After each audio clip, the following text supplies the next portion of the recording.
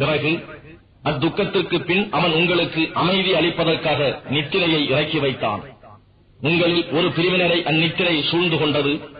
மற்றொரு கூட்டத்தினரோ அவர்களுடைய மனங்கள் அவர்களுக்கு கவலையை உண்டு பண்ணிவிட்டன. அவர்கள் அறிவில்லாதவர்களைப் போன்று உண்மைக்கு மாறாக அல்லாஹ்வை பற்றி சந்தேகம் கொள்ளலாயினர்.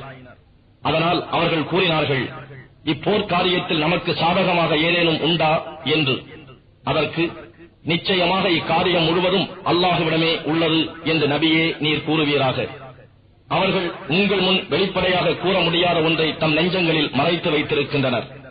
அவர்கள் தமக்குள் கூறிக்கொள்கிறார்கள், இக்காரியத்தில் நமக்கு ஏதேனும் சாதகமாக இருந்திருந்தால் நாம் இங்கு கொல்லப்பட்டிருக்க மாட்டோம்.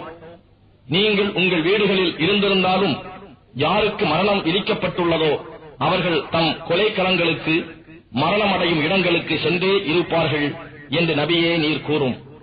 இவ்வாறு ஏற்பட்டது உங்கள் நெஞ்சங்களில் உள்ளவற்றை அல்லாஹ் சோதிப்பதற்காகவும் உங்கள் நெஞ்சங்களில் உள்ளவற்றை அகற்றி சுத்தப்படுத்துவதற்காகவுமே ஆகும். இன்னும் அல்லாஹ் உங்கள் நெஞ்சங்களில் உள்ள ரகசியங்களை எல்லாம் நன்கு அறிபவன்.